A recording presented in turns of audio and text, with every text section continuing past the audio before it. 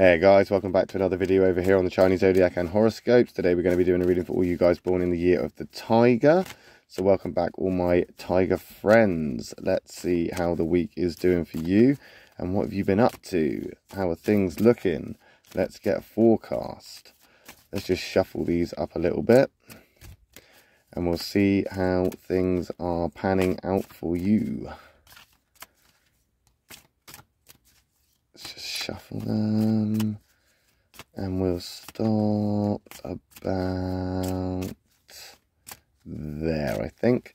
We'll take that one from the bottom, we'll take that one from the middle, we'll take that one from the top. What have we got? Okay, so we've got a white, black, black. It doesn't look great, does it? We're moving into this black phase here, but we do start off on a positive note. Black isn't always an attack though, remember that. And white isn't always all right. It all depends on the compatibility of the cards when we flip them over. So we'll start with this positive, and we got a dog card. That's good for you. That is a great card. That is part of your affinity triangle. That is a part of one of the most compatible sort of partnerships that a tiger can get. The dog and the tiger go together really well. They are like Velcro. So this is a good card. But you might be finding right now that you want to be social. You want to be active. You want to get out there. You want to be socializing with people, having, I don't know, barbecues or going to the beach with friends and just having enjoyment, I think. I think right now you're wanting to have more excitement in your life. You want to get out there. You feel like you've been held back for a while. You've been kind of, I don't want to say chastised, but you've been kind of like, you know, trapped. You've not been going anywhere, feeling a bit bored, lost, unamused. I think right now you've been wanting to, I don't know, look for a fight, look for excitement, look for anything to kind of stem that excitement, to get that kind of blood pumping. I think right now you're looking at a way of just, I don't know, getting out there, exploring and doing adventures, doing stuff you love, doing stuff that's going to pick you up. I think right now you're in a good place.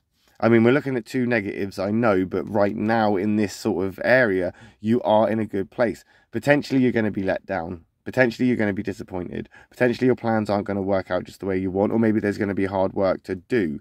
There's always, you know, one way or another to get what you want, more than one way to skin a cat. So don't be too downhearted if, you know, you're hitting hurdles and bumps along the way. There can only be 4 options realistically as we move forward from this. Either there'll be stuff to do that's going to be very hard and you're going to get some doer cards. Potentially you're going to have something to think about and something to consider and put thought into something, and you're going to have your thinker cards. Potentially you're going to have your own triangle and have that compatibility, which means those blacks aren't really relevant and it's just a matter of perspective, and things could be a lot better, yes, and things could be going a little bit smoother, but you know, still compatible and still a place you're comfortable in.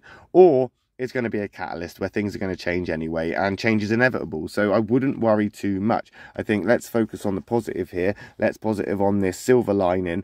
That dog is pushing you into a place of socializing, parties, gatherings, hooking up, meeting up, making friends, you know, all of that.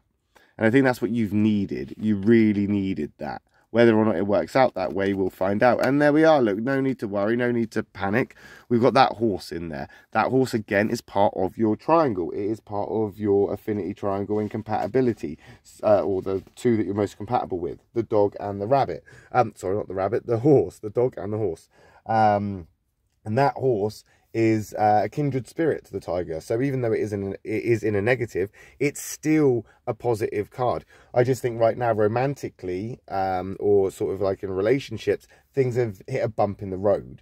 I think right now your emotions are all over the place because you've had to make hard decisions. And potentially this is why you want to now get out there. You want to socialize. You want to meet new people, or you want to meet up with people that you've not seen for a while and just get back out there, because potentially a relationship hasn't worked out the way you wanted it to. Whether it's ended and you've had to walk away and make decisions to cut ties, or you're in a relationship right now where you're feeling a little bit stuck. You're feeling like things aren't going the way you want, or things aren't going in a progressive way.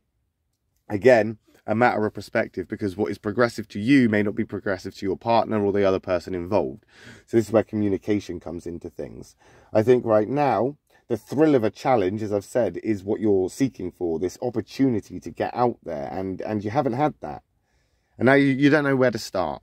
I feel you're stuck, and you feel you want to get out there, you want to socialise, but you've got this horse here which isn't going anywhere because of these emotional blockages. We have emotional blockages here, but it's not all bad. It's nothing that you can't handle. You're a very emotionally intelligent person.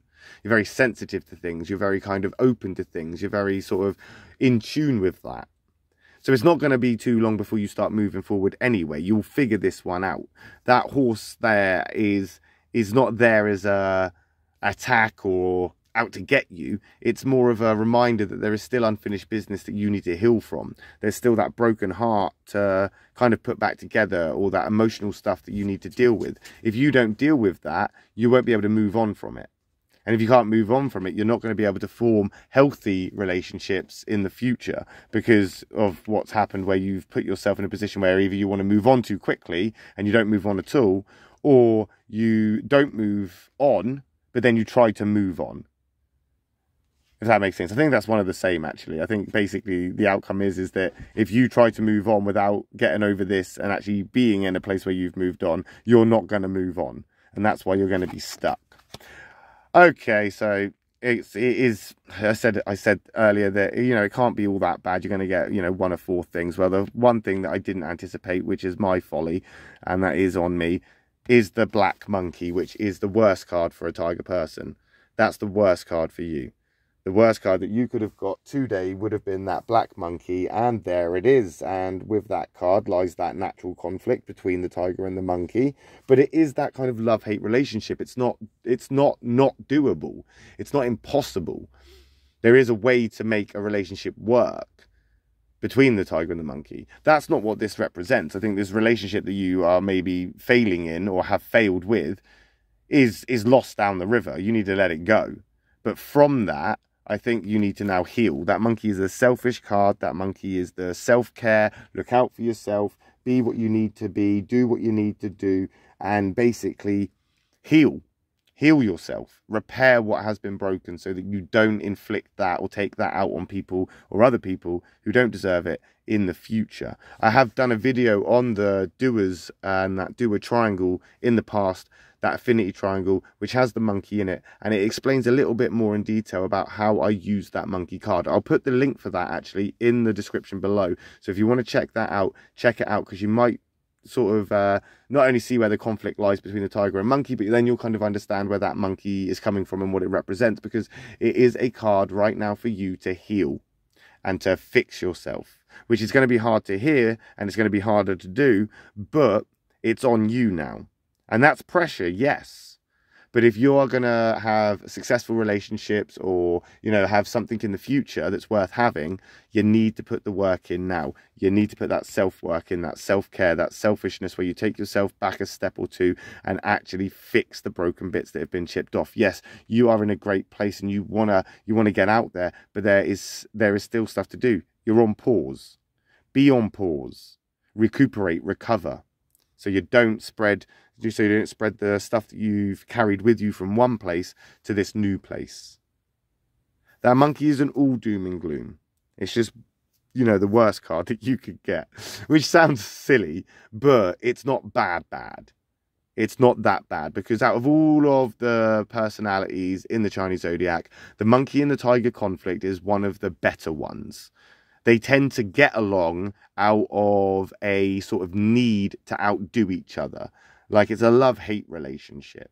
And I've often found that tigers and monkeys come together as friends because they recognize what the other one lacks. And they basically use each other for the thing that they can get from each other.